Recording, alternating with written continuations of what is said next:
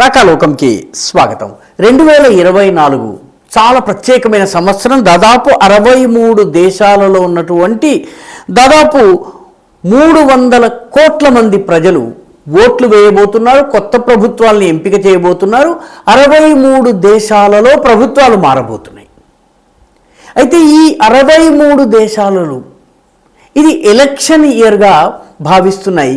కానీ ఈ 63 దేశాలలో కూడాను ఒక భయం ఉంది, అమెరికాతో సహా.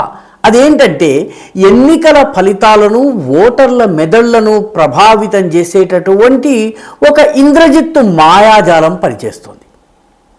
అది మొత్తం ఎన్నికల్ని తారుమారు చేస్తుందేమో, ఓట్లను తారుమారు చేస్తుందేమో, ప్రజాభిప్రాయాన్ని ప్రభావితం చేస్తుందేమో అని చెప్పి భయపడుతున్నారు.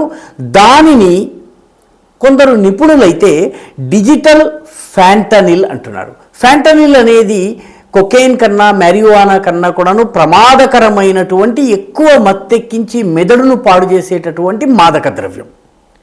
ఈ ఫ్యాంటనిల్ అనేది అమెరికాని రోజు కుదిపేస్తోంది.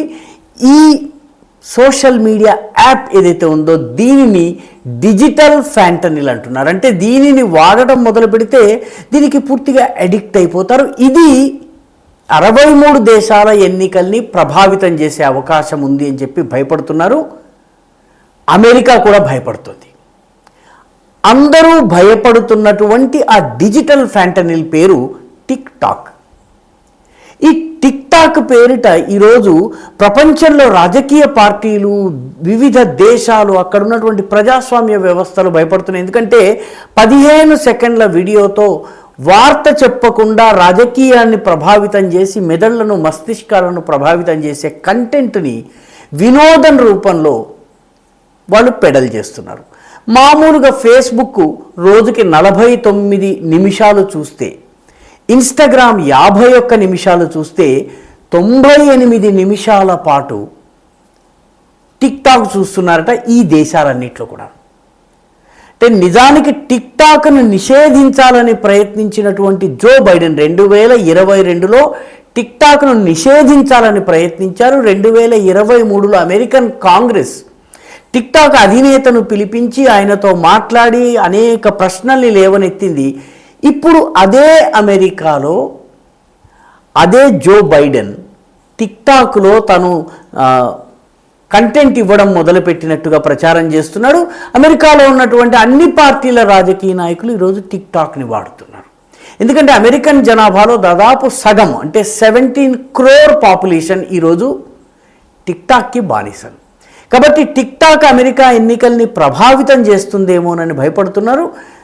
నిజానికి దీన్ని వ్యతిరేకించిన బైడెన్ ఇప్పుడు దీనిలో సభ్యుడయ్యారు. ఒక బైడెన్ మాత్రమే కాదు, దాదాపు 40 మంది దేశాధినేతలు, 40 దేశాల అధినేతలు, కెన్యా, పోలెండ్, అదేవిధంగా దక్షిణ అమెరికాకి చెందినటువంటి అర్జెంటీనా, చిలీ, బ్రెజిల్, ఇటువంటి అనేక దేశాలు, 40 దేశాల దేశాధినేతలు టిక్ టాక్లో అకౌంట్లను ఓపెన్ చేసి కంటెంట్ని ఇచ్చి, ఎందుకంటే ఈ టిక్ టాక్ ద్వారా ఓటర్లను ప్రభావితం చేయవచ్చును అని చెప్పి భావిస్తున్నారు. ముఖ్యంగా యువ ఓటర్లను ప్రభావితం చేయవచ్చునని భావిస్తున్నారు. ఎందుకంటే టిక్ టాక్ని వాడే వాళ్ళందరూ కూడా ఎక్కువగా యువకులు. సో ప్రపంచాన్ని ఈనాడు టిక్ టాక్ గడగడలాడిస్తోంది. కొందరైతే 2024ని టిక్ టాక్ ఎలక్షన్ ఇయర్ అని కూడా చెప్తున్నారు.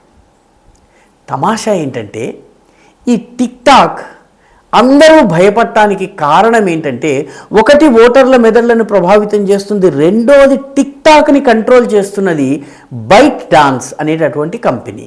ఈ బైట్ డాన్స్ అనే కంపెనీ చైనాకు చెందింది. విలక్షణమైన ఆల్గోరిథంతో, విలక్షణమైనటువంటి కంటెంట్ తోటి మొత్తం మీద చైనాకి సంబంధించినటువంటి సమాచారాన్ని, చైనాకు సంబంధించిన వరల్డ్ వ్యూని, చైనా దృక్పథాన్ని ప్రపంచం మీద రుద్ది ఎన్నికలను ప్రభావితం చేయవచ్చును. అమెరికా సహా అన్ని దేశాలని ప్రభావితం చేయవచ్చునని ఇప్పుడు భయపడుతున్నారు. తమాషా ఏంటంటే టిక్ టాక్ యొక్క ఈ భయంకర రూపాన్ని, టిక్ టాక్ ఏ రకంగా ప్రజల మెదళ్లను ప్రభావితం చేయగలుగుతుందన్నది ఒక్క దేశం చాలా ముందుగా ఊహించగలిగింది. ఆ దేశం పేరు భారతదేశం. ఒక్క నాయకుడు చాలా ముందుగా ఊహించగలిగాడు. ఆ నాయకుడి పేరు నరేంద్ర దామోదర్ దాస్ మోదీ. నరేంద్ర మోదీ 2020లోనే టిక్టాక్ని బ్యాన్ చేశారు. గల్వాన్లో జరిగినటువంటి సంఘటనల నేపథ్యంలో చైనా వ్యూ పాయింట్ని టిక్టాక్ ఏ రకంగా ప్రమోట్ చేస్తోంది, గల్వాన్లో భారత వ్యతిరేక కంటెంట్ని టిక్టాక్ ద్వారా ఏ రకంగా ప్రచారం చేస్తుంది చూసినటువంటి నరేంద్ర మోదీ 2020లోనే ఈ దేశంలో పూర్తిగా వేళ్ళూనుకోకముందే టిక్టాక్ని నిషేధించారు. పర్యవసానంగా 2024 లోకసభ ఎన్నికలు కానీ 2024లో జరిగే వివిధ అసెంబ్లీల ఎన్నికల్లో కానీ చైనాలో కూర్చుని ఎవరో మన దేశంలో రాజకీయ కీలను తిప్పడము, తాళం చెవులను తిప్పడము, కీలుబొమ్మల్ని ఆడించడం చేయడానికి వీల్లేకుండా టిక్టాక్ని నిషేధించారు. బైడెన్ చేయలేకపోయిన పనిని నరేంద్ర మోదీ 2020లోనే చేశారు. 2022లో 2 ఏళ్ల తరువాత బైడెన్ మేల్కొని టిక్టాక్ని అరికట్టే ప్రయత్నం చేశారు, అడ్డుకట్ట వేసే ప్రయత్నం చేశారు. చివరికి ఆయనే టిక్టాక్ అకౌంట్ ఓపెన్ చేసుకుని కంటెంట్ ఇవ్వాల్సినటువంటి పరిస్థితి వచ్చింది. మొత్తము ప్రపంచంలో టిక్టాక్ని బ్యాన్ చేసినటువంటి అనేక దేశాలు ఉన్నాయి. ఉదాహరణకి నేపాల్లో టిక్టాక్ బ్యాన్ చేశారు, సొమాలియాలో బ్యాన్ చేశారు, ఆఫ్ఘనిస్తాన్లో టిక్టాక్ని బ్యాన్ చేశారు, డెన్మార్క్, నెదర్లాండ్ ఇటువంటి దేశాల్లో ప్రభుత్వానికి చెందినటువంటి ఫోన్లు కానీ ఇటువంటి వాటిల్లో టిక్టాక్ని వాడటం పైన ఆంక్షలు విధించారు. కానీ టిక్టాక్ని పూర్తిగా బ్యాన్ చేసినటువంటి ఏకైక దేశము, ప్రపంచమంతా ఇంకా ప్రమాదాన్ని గుర్తించడానికి చాలా ముందే గుర్తించినటువంటి దేశము భారతదేశము.